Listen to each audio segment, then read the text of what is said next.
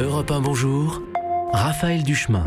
Le salon du Made in France ouvre aujourd'hui. Et oui, on avait déjà commencé à discuter avec mon invité, c'est Charles Huette. Bonjour. Bonjour. Vous êtes expert en Made in France et vous avez écrit le guide du Made in Emploi. On va évidemment en parler. Vous avez aussi été à l'origine du label Origine France Garantie. En partie, vous y avez travaillé en tout cas. Oui.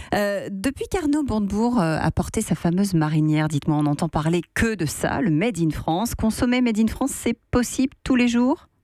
Tout à fait. C'est mon cas moi depuis 6 ans. C'est le cas d'un certain nombre de consommateurs qui sont attentifs à l'origine de fabrication, qui sont soucieux d'incarner en acte la solidarité avec les emplois industriels et agricoles de notre pays. C'est possible. Particulièrement simple sur l'alimentaire, possible sur le reste, le textile et l'équipement de la maison en particulier, dès lors que on consomme un peu moins frénétiquement et un peu mieux. Donc vous le faites, hein. Vous êtes là habillé de pied en cap en Made in France. Tout à fait. Ça veut dire que c'est possible. Qu'est-ce qu'on fait ? On regarde précisément les étiquettes ? On prend un certain nombre de réflexes, comme effectivement regarder systématiquement l'étiquette, comme demander à nos vendeurs, à nos serveurs, c'est fait où ou sur les réseaux sociaux. Aujourd'hui, on peut interpeller les marques directement.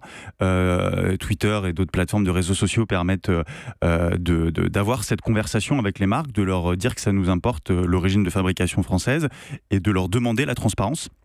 Et dès lors qu'on a cette information, effectivement, après on arbitre en fonction de ses goûts et de son budget, mais c'est tout à fait possible dès lors qu'on le veut. Le Made in France, il faut d'abord le vouloir, ensuite le savoir, et là il y a un certain nombre de labels dont Origine France Garantie que Yves Gégaud a créé, je n'y suis pour rien, j'ai juste travaillé.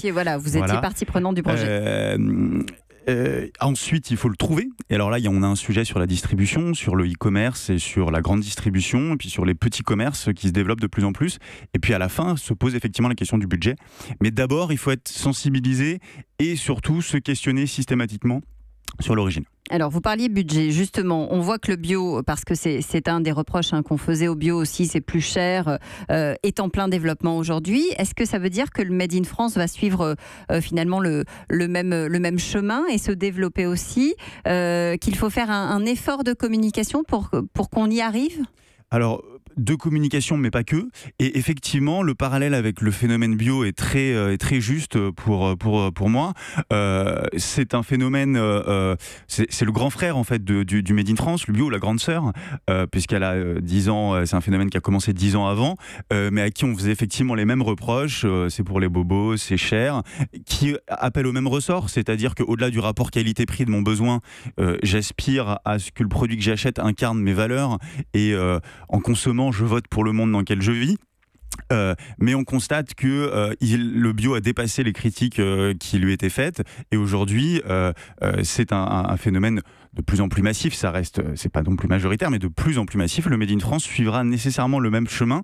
Pour ça, on voit que les consommateurs et les entrepreneurs sont clés. C'est eux qui, pour les consommateurs, mettent la pression, les entrepreneurs multiplient l'offre et les distributeurs ont un rôle majeur puisque effectivement, aujourd'hui on voit du bio dans tous nos rayons.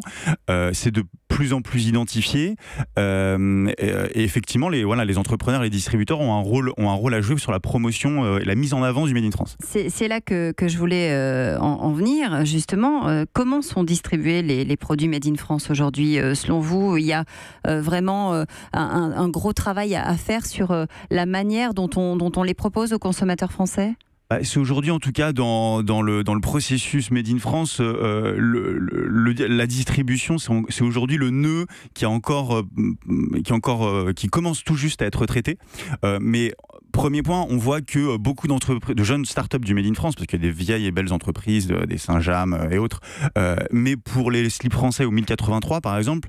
1083, c'est une entreprise de jeans français qui recycle les jeans. Alors, en partie. Depuis récemment, tout à fait, qui fait des chaussures également, Romans-sur-Isère, qui réinvestit une vieille usine, qui réindustrialise un jeune start-upper grâce aux consommateurs et à la transparence, réindustrialise, reprend une usine de chaussures, Charles Jourdan, qui était au centre de sa ville, Romans-sur-Isère, capitale historique de la chaussure.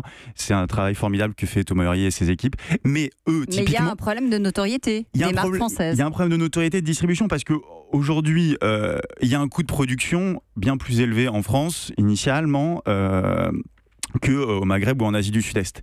Derrière, c'est autant d'argent que vous ne pouvez soit pas distribuer à votre distributeur, soit utiliser pour financer du marketing. Donc aujourd'hui, les réseaux sociaux permettent d'avoir une conversation directe et moins bullshit que le marketing habituel.